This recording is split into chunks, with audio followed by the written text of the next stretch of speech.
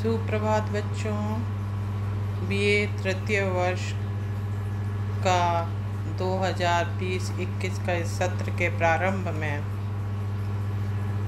हम हिंदी साहित्य की कालांश शुरू कर रहे हैं।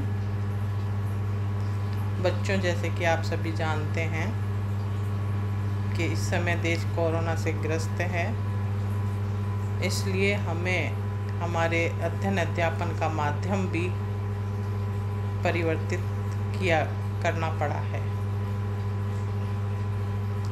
इस माध्यम से हम जितना भी आपस में रूबरू हों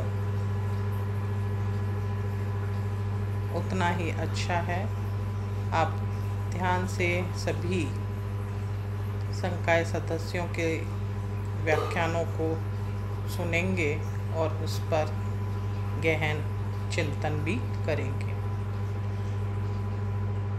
आप तृतीय वर्ष के हिंदी साहित्य के विद्यार्थी हैं और साथ ही मैं एमए के भी उन बच्चों को यहाँ जोड़ रही हूँ तृतीय वर्ष के साथ, क्योंकि आज का विषय ही इस प्रकार का है जो दोनों ही कक्षाओं में काम आ सकता है।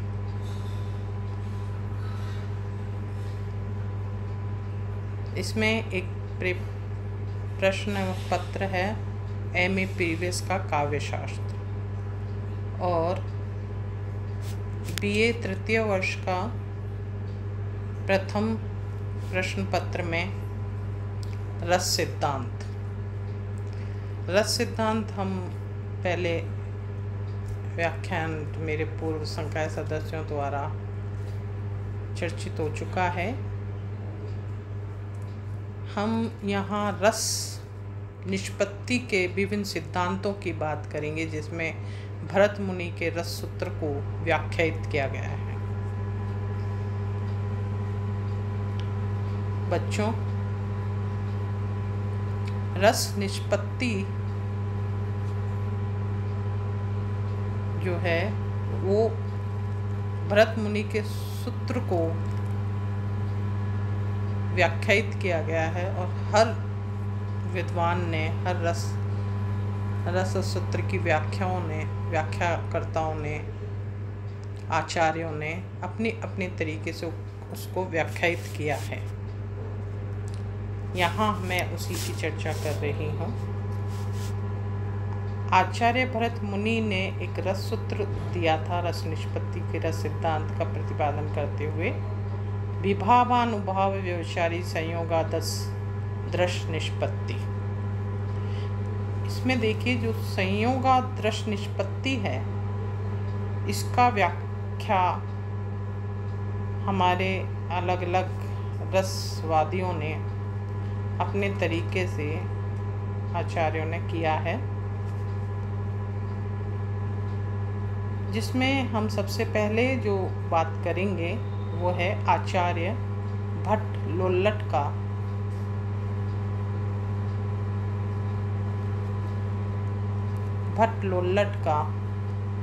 उत्पत्तिवाद।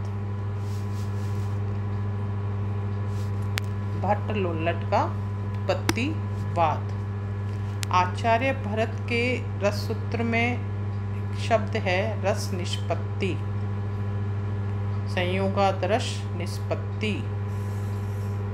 इसमें जो निष्पत्ति शब्द है उसको भट्ट लोल्लट ने उत्पत्ति अर्थ प्रदान करके प्रतिपादित किया है कि रस वस्तुतः मूल पात्रों में होता है। जब रंगमंच पर अभिनय करने वाले अभिनयकर्ता हैं, नट हैं, कलाकार हैं, जब उसकी वो किंचित अनुभूति करते हैं और फिर उसको वो उस पर मंचित करते हैं। जब रंगमंच पर नट नटी और राम सीता आदि मूल पात्र के कार्यकलापों को नकल करते हुए अभिनय करते हैं तो उनको देखकर दर्शक के मन में अंधेरे में पड़ी हुई रस्सी को देखकर सर्प का भ्रम होता है, जैसे वैसी उसकी अनुभूति होती है। उसी प्रकार भ्रम उत्पन्न होने से रस की निष्पत्ति होती है। इस मत के अनुसार विभाव, अनुभाव और व्यवचारी भाव से परिपुष्ट जो स्थायी भाव है भट्टलोल्लट का कहना है कि रस उससे उत्पन्न होता है। जब ये तीनों भाव परिपुष्ट होते हैं तो स्थायी भाव से हमें वो रस की उत्पत्ति होती है। ये चर्चा हम पहले कर चुके हैं, स्थायी भाव क्या है, अनुभाव क्या है, विभाव क्या है, इसलिए मैं यहाँ वापस से चर्चा नहीं कर रही हूँ उसकी। अतः उन्होंने कहा कि इस तरह जो है उत्पाद्य और उत्पादक संबंध जो है वो निष्पत्ति का अर्थ उन्होंने लिया है। इसी प्रकार हमारे दूसरे रसवादी आचार्य शंकुक हुए हैं। आचार्य शंकुक ने न्यायशास्त्र के प्रखर विद्वान थे वे। उन्होंने रस सूत्र के निष्पत्ति शब्द का अनुमिति लिया। उनका कथन है कि रंगमंच पर कलाकार के कुशल अभिनय से उसमें मूल पात्र का कलात्मक अनुमान होता है।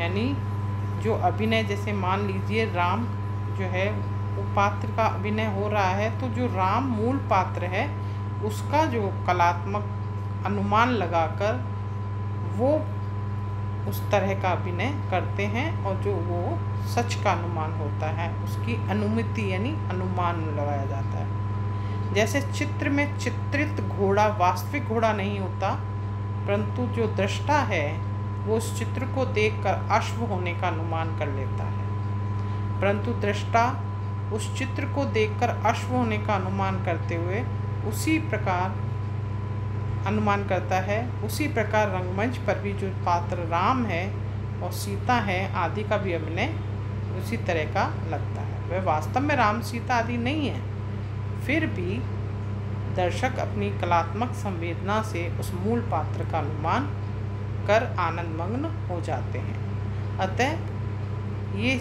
चित्र तुरंग न्याय जो है उससे इसकी रसानुभूति होती है।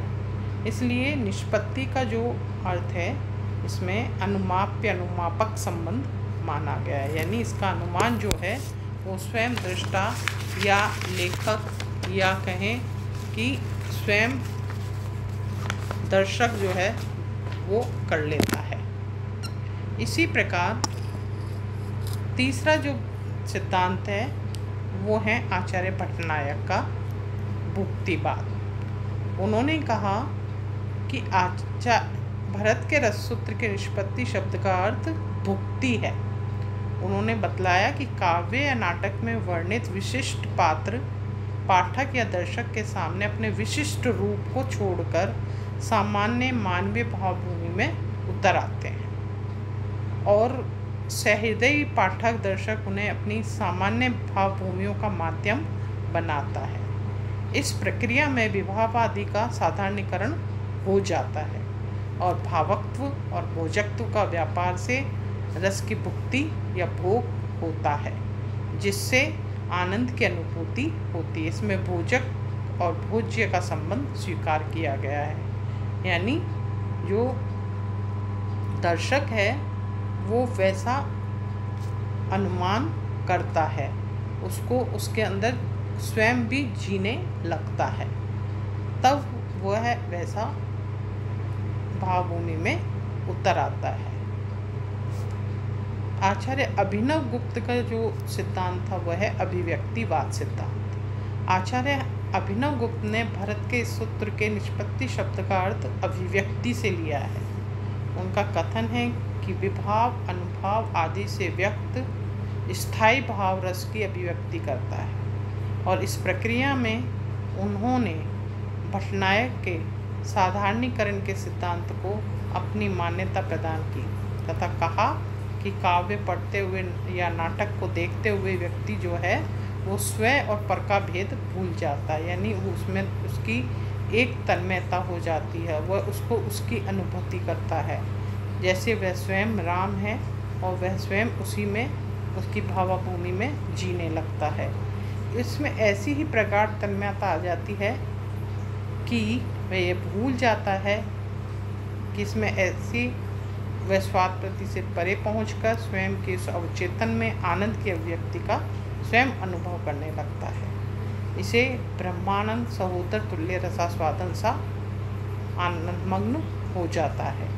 इसमें व्यंग्य व्यंजक भाव संबंध स्वीकार किया है। अभिव्यक्तिवाद जो नाम दिया है वो व्यंग्य और व्यंजक भाव संबंध से दिया गया है।